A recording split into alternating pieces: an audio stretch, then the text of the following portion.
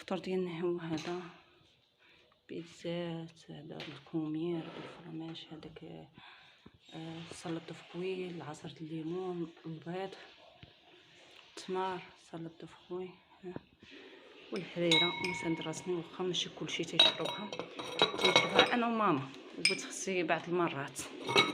صافي هادشي اللي كاينه. هذا هو الفطور ديالنا. الوالده هي جلست المغرب تتأذن. الفطور ديالنا كيف شفتوا خفيف ظريف.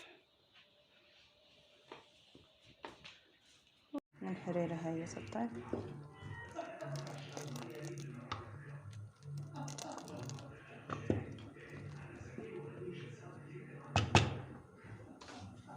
هنا عندي جوج بيضات سلقتهم. دابا غندوز ندير سلطه دفقوي بالفريز، بنان، البنان والكيوي غنديرها في هاد الكيسان هادو. هنايا عندي الفرماج، الليمون غنديرو عصير، طون لاصوص طوماط وسوس مقطع راهم حاطاهم، غنعمر بهم ان شاء الله البيتزا. والفرماج غندير به حتى الكومير، غندير حتى الكومير غتشوفوا معايا. داكشي خفيف. البيتزات بحال هكا. دابا غندير لهم فرماج وندخلهم. هذا الفرماج ديالي وجدتهم درت فيهم فريز مقطع. دابا غنقطع البنان ونقطع الكيوي فيهم ونرجعو معاكم بحال هكا. دابا غنمشط الكومير، غتمشط الكومير، الفريز والليمون غنطحنهم. وهو العصير ديالي، العصير ديال الليمون مع الفريز ها هو وصافي. درت لاصوص ديال طوماط، درت الزعتر، الفرماج والثومه محكوكه.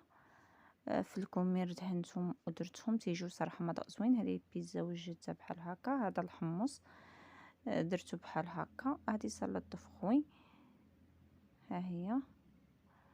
هنايا البيتزا نتاع من تيجيو مع الفرماج. صافي بهكا البيتزات سلطه دفقوي. هنا حضرت معكم هاد البيتزا راه متوسطين، راه بان لكم صغار، عندي اللي صغار منهم راه كاينين. المهم هنا حطيت لهم خمار 4 البيتزات، كل واحد بيتزا حتى متوسطين. التمر، جوج طباسل الشباكيه، ولكن الشباكيه عندنا واحد الفار ياكلها سبحان الله. فيما نحطوها في الطابلت تنكل قبل ما تبان وتصور.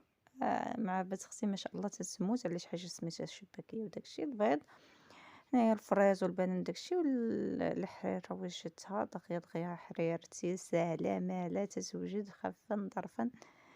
او حنا عاد نتعطلوا علاش ما كاين لاش.